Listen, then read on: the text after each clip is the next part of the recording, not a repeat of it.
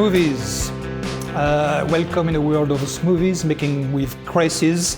Might be very new to you. Not quite new to us, but we're here to show you what to do with those living ingredients in terms of health benefits and how to use them is actually in a sweet smoothie. We're not talking about savory, we're talking about sweet.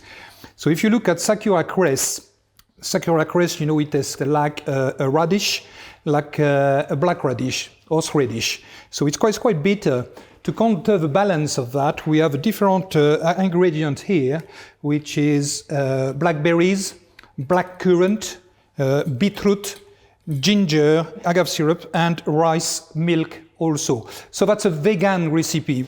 So, very simple, we just put the ingredient together, we blitz it and we drink it straight away, because when you cut your living ingredient, you don't have that much long. It's a living ingredient, as we say, so all the nutrients are actually into living products.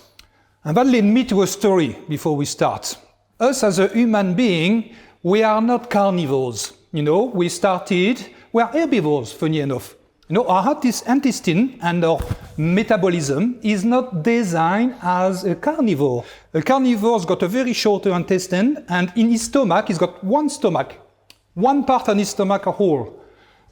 As us human beings, in our stomachs, if you break it down, as you know, we've got 4 parts. And our intestine is much longer. So we're very close to the pig. So if you had a pig in a farm, you don't feed a pig with meat.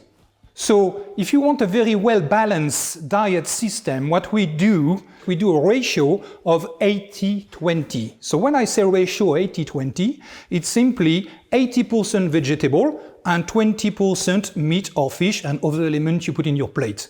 So we're not saying we don't need it. What we're saying, we favor the vegetable more than the fish and meat. Okay, so we've got that. We get all the ingredients together, as I said, you know, it's very easy. You use a little high-speed blender. I use agave syrup. We don't use honey or bees, so it's actually an organic agave syrup, which is a bit different, just for the sweetness.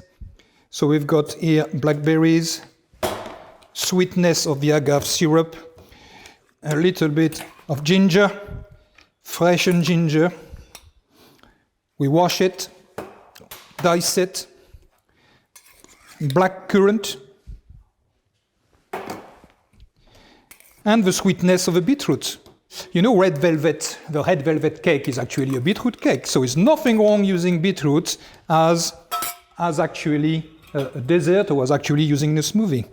Then we add the rice milk on top, 2 levels. You know, nothing complicated. You just stop at the level, and you add the cresses, okay, the Sakura Cress. 1 punnet for 1 glass is plenty, but it's actually very, very nice. There we go. So you add the punnet of Sakura Cress. Nothing complicated, you see, guys. And then we close it. And we blitz it.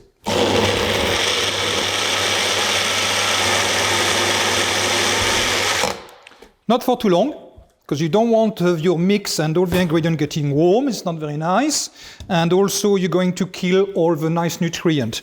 So you make sure it's nice and cold still. You can add even some ice cube in it. You know, when you blitz it, you add a few ice cubes on a hot summer day. It's brilliant. And then you put it into a glass.